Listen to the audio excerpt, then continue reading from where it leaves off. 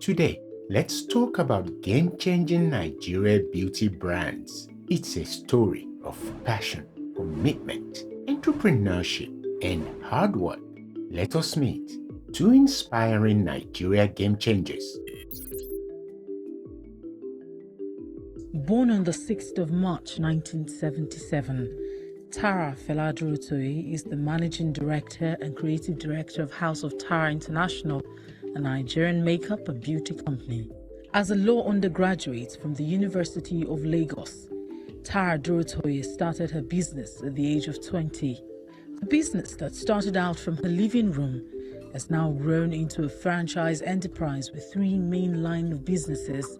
She is a trained and certified makeup artist of Charles Fox Covent Garden, London. You might be wondering how Tara Feladrotoye started. Dorotoye studied law at the Lagos State University and wanted to become a lawyer. In my time there, my friends would say to me, I like the way you do your makeup. Can you do mine as well?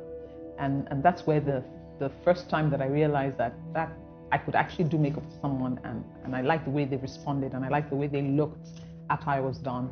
And a friend of mine just asked me, why don't you start this as a business? And I thought, what? Is everything business? But I'm glad I took the first opportunity I had. The daughter of the chief of naval staff. And at the time, Nigeria was a military government. And so I did her makeup for her wedding. She was super excited. I bought my kits for $100, what's the equivalent of $100 at the time.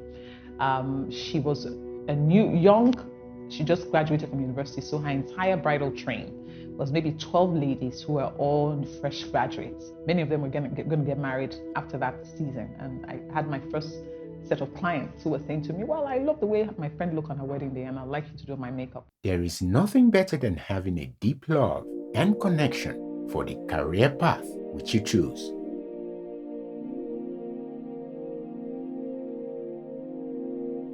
People who want to go into the beauty industry, I say it's really about passion, first of all.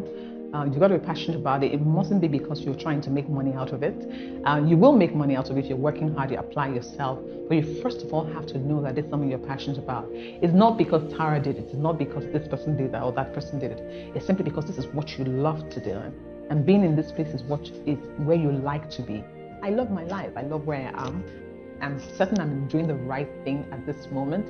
There is nothing as fulfilling as knowing that you're in the right place at the right time. I think my greatest fear today is not enjoying the journey to the destination. I know for a fact, I'm certain of where I'm going. I'm certain I'm going to get there. I'm very confident. I can see the picture. I can tell that I'm going to achieve my dream. If it's that I'm going to build House of Tara to become a global enterprise of African origin, I am certain that House of Tara will be that. House of Tara today generates annual revenue of $14.1 million. Not bad for a business that started with only 15,000 naira. Starting with 15,000 naira at that time, this was almost 20 odd years ago. 15,000 obviously still has, you need to find out what 15,000 is today, based on the problem with our currency now. But at that time, 15,000 naira was enough to buy my makeup box and the products that I needed to start. I tell a lot of entrepreneurs that you can start from where you are if you open up your mind. Sometimes it may not be that you have the capital, but you may have the goodwill where the owner of the goods can give you the goods to sell and pay back. And the first time they give you that opportunity, how you handle the first opportunity will determine if you can get more. And sometimes the currency that we need is not necessarily cash currency. Sometimes the currency of integrity, the currency of trust. And many times we destroy those currencies, and then we don't give ourselves it. And then we sit there and think, oh, we need to get this huge amount of money from the banks. House of Tara today is a certified beauty empire with product lines, international distributors, training school, and stores all over the country. How did Tara transition from that makeup artist to corporate presence? I think that there are milestones, certain milestones or certain moments, but not one. It's, never really tied to one. I started the product line because I had brides who said, I like the way I looked on my wedding day. I'd like you to give me the products you used. And many times the products were, some of the products I just randomly bought from the market. There were other times where people wanted to be trained by me. They wanted to do the same thing I was doing and wanted to have the opportunity to be trained. And there lies the opportunity to start a training school. So today we have 19 of those centers across Nigeria.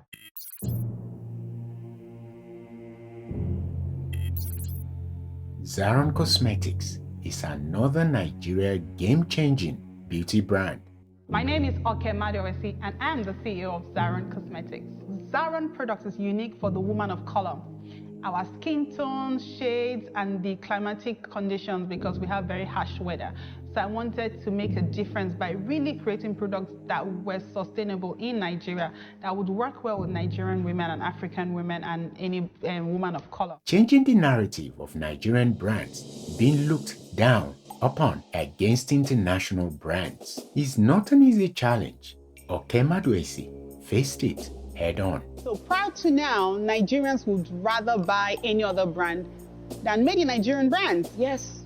In fact, a few years ago, they would rather buy into Ghanaian brands. Wow. Yes, I did the research. That was part of my dissertation. Okay. So it was the biggest challenge. So what do we do? But they had issues. So that's why it's also good to do your survey and to do it right. Okay. Why are they not buying you? Okay.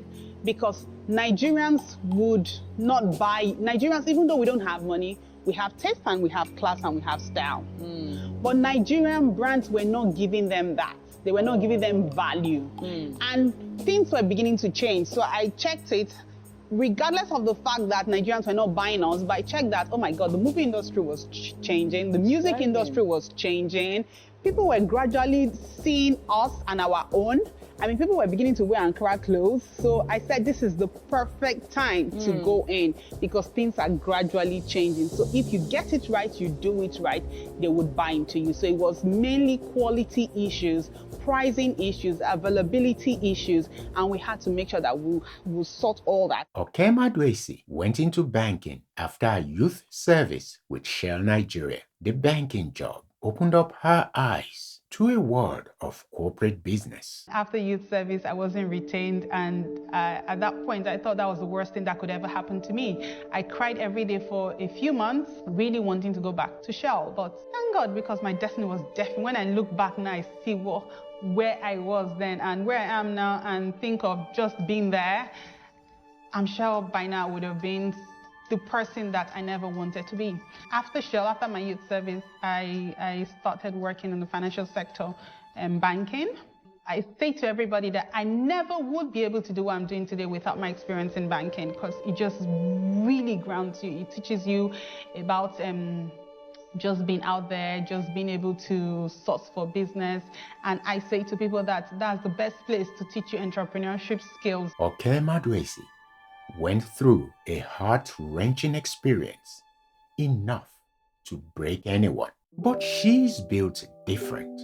We're living in a city in Nigeria called Port Harcourt, and my husband died on a plane crash, the Sosoliso plane crash, a couple of years ago. It was until the saddest time of my life. I had a 2-year-old baby and I was 7 months pregnant with our second baby. When I lost my husband, I said to him, and I did a tribute to him, I said I would not beg, I would not borrow, and I would not be at the mercy of any man. Before I started this, I said to myself, why do the Western world make products for us? The same market, the same production, the same manufacturers, they take it to Western economies and we go buy it from them. Why do we have to believe that they can do it and we can't do it? So the African woman has everything it takes to make a difference. People thought she was crazy when she left her job at the bank. At the time I left my job, everybody think I was crazy. All my friends, they just couldn't handle it. They thought I was going crazy because this was a job that was very interesting. I was a management staff already in so short a time. And I just let it go. I said to myself that there's something out there, not knowing what it was. But I just knew that there was something more to achieve, there was something more to do. So I just let everything out and I went back to school. So I always say that if you don't know what to do, you don't know where to go to, just go back to the drawing board. Zaron Cosmetics today is a multi-million-dollar enterprise. And Okemadwesi was intentional about building a global brand. So when people see me today, they go like, okay, you really own a makeup brand, because really nobody would have imagined. Okay. So the end goal was to build a global brand. It could have been anything. So I got that and I started researching on businesses, from oil and gas, which I couldn't do, to real estate. So the global businesses in the world. So I came about beauty and where it was headed and where it was going to and all that. And I said, this sounds really interesting. Scaling a business is a big deal, and it's central to any ambitious business. I remember us marketing then was, we just didn't have enough resources to do the real bang in the market, like go to TV stations, do the radios and the whatever it is that we needed to do on that scale to be able to scale to the next level. But we had word of mouth. We had partners, like we did franchising, because franchising meant that we had to use resources of other distributors, so you could leverage from the network of the franchisees and the distributors out there. We knew it was time to get to billboards and get to the TV channels, and so I took that next step and that leap, yes. And when we started, we didn't see brands like us on billboards, on TVs, or anywhere, you know. So Zaron was the first beauty brand, and that sent a very strong message to the marketplace, like, who the hell is this cosmetic brand, you know, and taking space with big multinational brands. So I think that also gave us that leap with branding, because I think the most important thing is about branding. From that point, we scale to the next level.